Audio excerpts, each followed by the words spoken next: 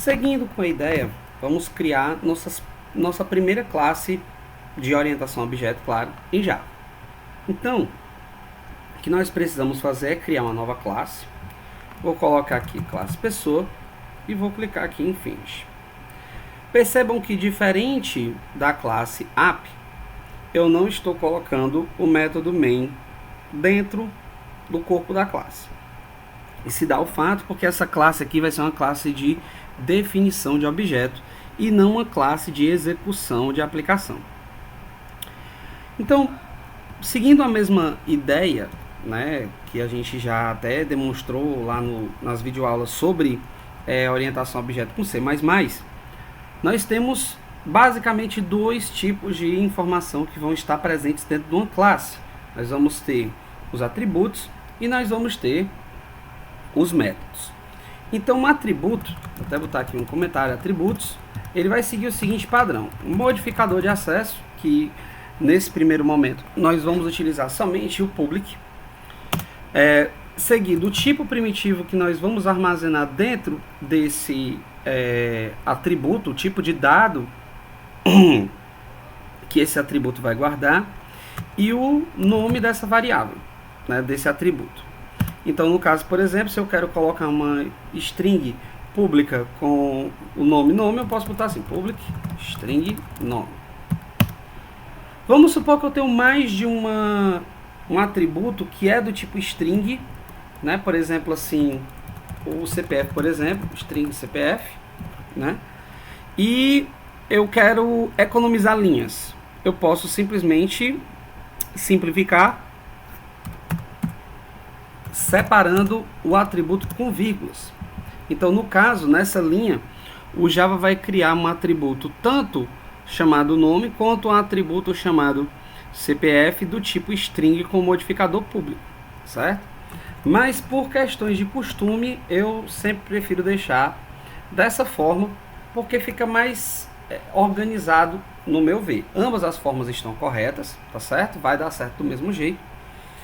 E um método, os métodos seguem o seguinte padrão: nós vamos ter o modificador, o tipo de retorno, o nome do método, a parêntese, os argumentos que vão ser recebidos e o corpo do método, que vai começar com abrir chave, o que o método fará,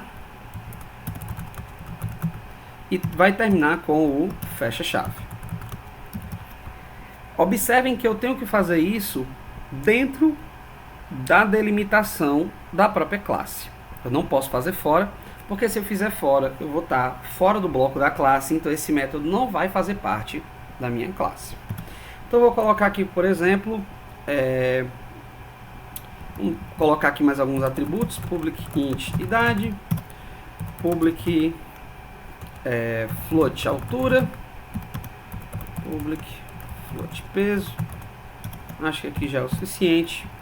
E aí eu vou criar um método aqui que vai ser public void, que vai ser um método sem retorno, exibir dados, que não vai receber nenhum argumento. Então eu vou deixar assim em branco. Se eu tivesse que receber algum argumento, bastaria eu colocar o tipo primitivo e o nome do argumento que eu vou receber.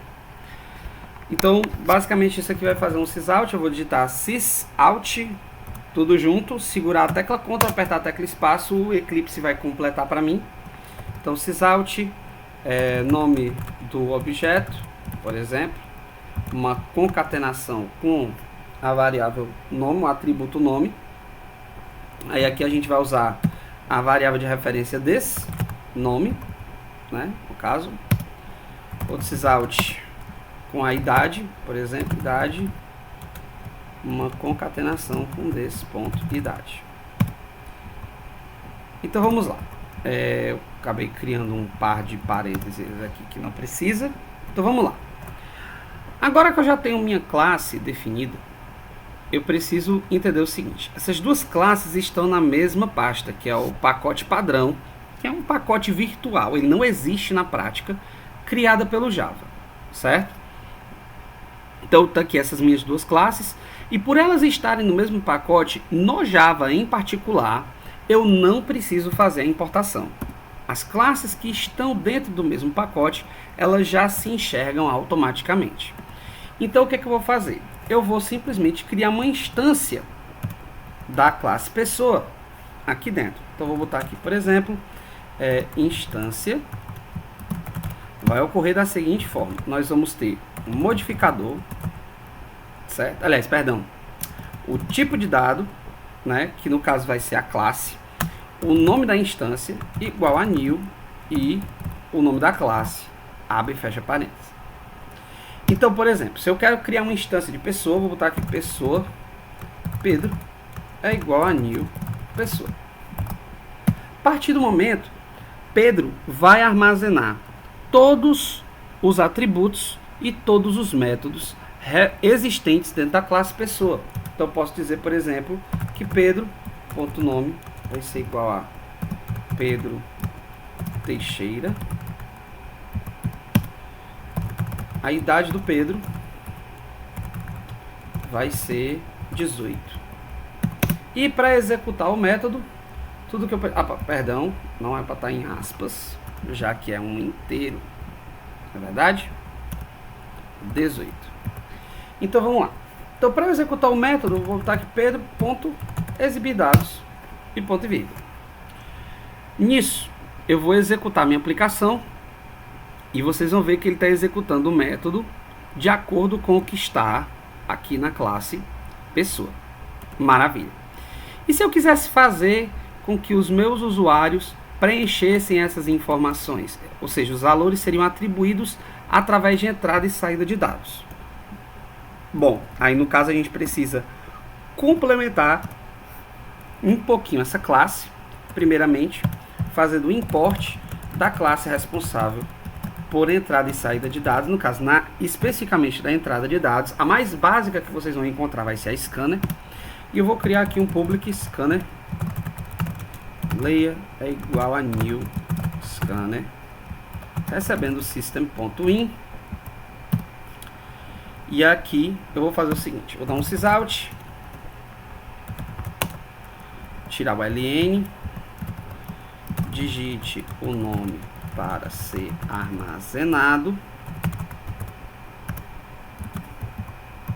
e aí eu vou colocar aqui um Pedro.nome vai ser atribuído a layer.next. O next ele vai receber